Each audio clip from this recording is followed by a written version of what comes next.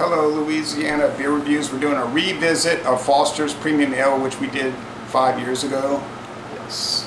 And this is certified kosher, and it is brewed in Texas under license from Foster's of Australia. Yes. So this is an ESB, and if no one knows what an ESB is, it's an extra special bitter. This is a English style beer. This one's coming in at 5.5% alcohol. Australia, England. The English version, the most popular one we get is Fuller's. Fuller's. But we can't get it fresh. It's always out of date. It's out of date. This one comes in fresh. So we're going to pop this one out. It's a 25.4% off, 25.4 ounce can. Same as one of these liquor bottles back here. Call it fifth. Alright, pop this up and see what it's all about.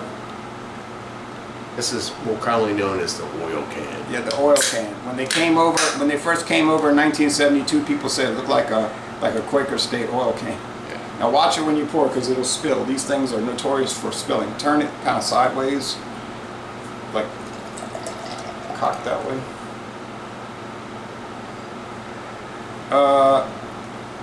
Bitterness units, I think, are 30.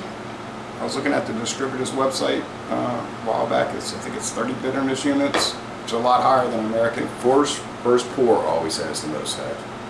Look at the color on that.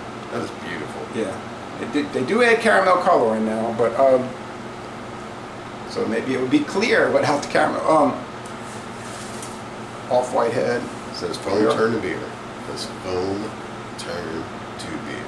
Yeah, air and beer. I'd rather have the air here than here. Agreed. Calorie count. Let's see here.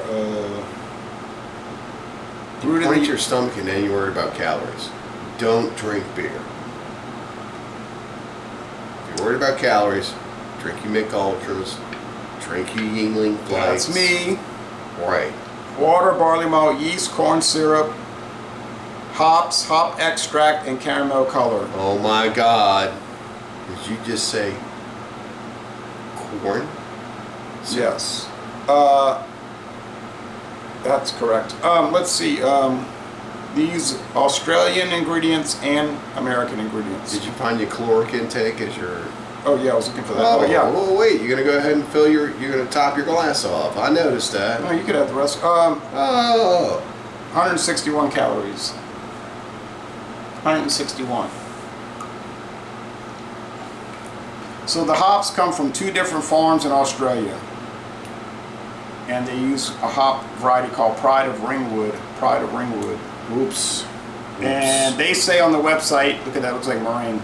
They say on the website that they add the hops late in the boil to give it, like dry hop late in the boil to give it some kind of... That's a good pour. These are what, 16-ounce glasses? Yeah. Cheers. I saw your phone's going to turn into beer. Mom's already there. I saw some photos on the internet that they did make this in bottles at one point. I saw some bottles of it, but it's only cans. We've never gotten this in bottles. It's always been cans. Oil cans. Apparently in Australia you can't get this. So it's from Australia. It started there. Australia's got some strange thumb down laws for their people. It's not the law. They just said nobody drinks it over there. All right.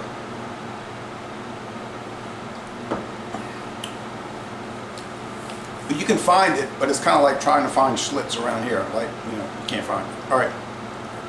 Man, that's a good beer. If you like beer, you don't like this one. Definite bitterness. Right. Bread crust, like really good bread crust. I mean, yes, an adjunct ale. It's got corn in it. All right, we get that. So it does Negro Modelo. Modelo Negra. Yeah. The DKML. Yep. Remember that one? DKML. It's kind of heavy bodied, so if you're looking for something that's real light, don't buy this. There's one store around here that still has this for $1.99 a can. And that's where I got it. I'm talking about Dormax. Oh. $1.99 a can. And there's 2 stores that have it for $1.99. Oh, that's what you paid, $1.99. Okay, great deal. Yep. My local store's got it for $2.49. No, thank you. So I mean, we might have some ethical questions about adding the caramel color to the beer. I mean, that's done in whiskey all the time and rum. So I don't, you know, a lot of people are like, I don't feel right about this whiskey having caramel coloring added. I'm like, most of them do have that. Right. So it doesn't have any flavor. To get along those lines, original whiskey was clear, like vodka. Well, when you put it in the charred oak, it turned That'd be bourbon. Yeah, it turned it red. Reddish. That'd be bourbon. Yeah. Original whiskey was clear, like moonshine. Right, that's right.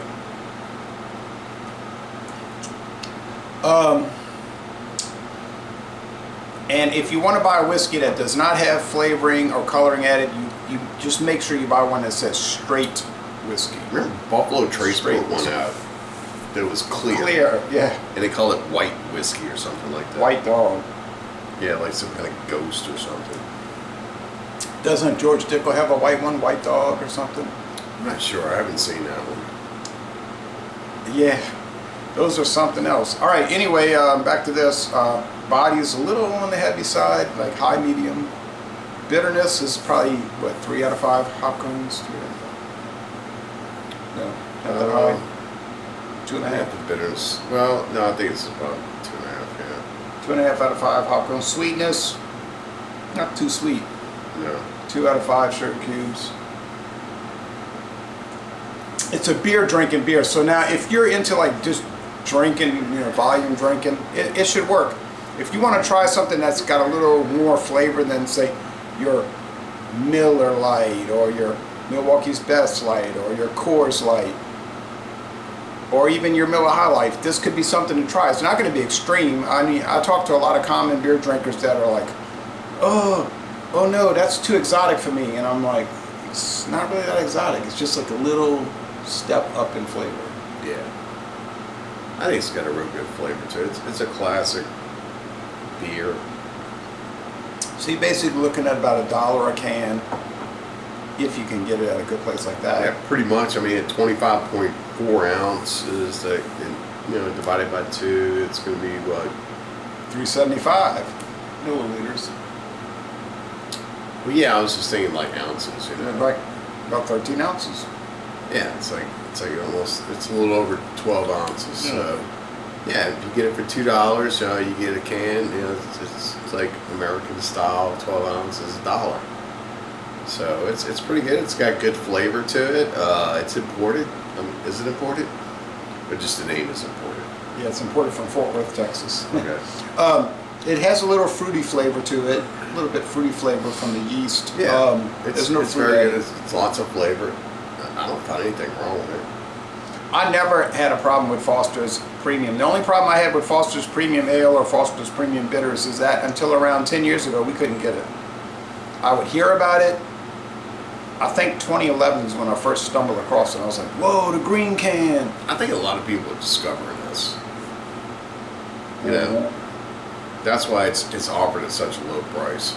Now, the company that has the contract in the United States to brew it is Miller Brewing. The Miller Brewery in Fort Worth, Texas has the contract. It is not owned by Miller. It's owned by a company over there in Australia, which is actually not from Australia, but whatever. But that's the contract, yeah. So it used to be from Canada, but that contract ended. And I think they had problems shipping it from Australia that by the time it got here on the shelves, it was so old. There was a problem with freshness. Hello, Fullers. Yeah, problem with freshness. That's why Beck's, Stella Artois, and many other European beers are now brewed in the United States. A, it's cheaper, and B, it's going to be a lot fresher. So, but some people get really angry about it.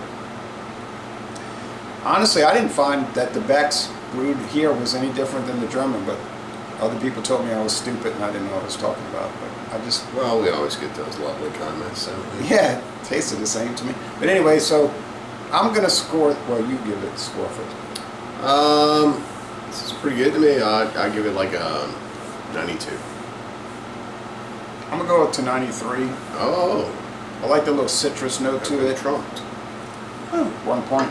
Now, did you want to talk about why this beer was special to you, or do you feel comfortable talking about that? Oh, yeah. A long time ago, I picked up. I was at the Abita Brew Pub, and that's before they moved down and they created their big brewery, and they used to brew all their beer in house at the Abita Brew Pub, and I picked up a jug of this and brought it to my dad, and he hadn't had beer in a long time, and it was an Abita extra special bitter, which never made it in bottles. And he tasted it, he's like, "Oh, that's really good beer," you know. And so I just thought, you know, today he's no longer with us, so I thought I just recently passed away last night, so I had a can of extra special bitter Foster's, and saw me pop out and do a review. Kind of a little memorial to him and the beer that he liked.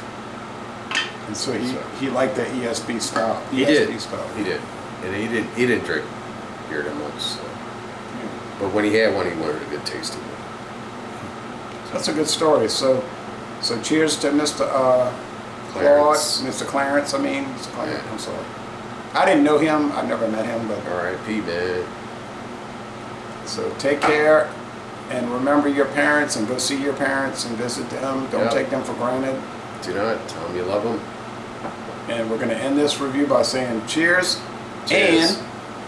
And we would say go to the Fort Worth Brewery and take a tour, but we tried to do that once, and the lady was real nice on the phone, and she's like, "Oh yeah, we open at 9 o'clock, but we don't give tours." Remember that?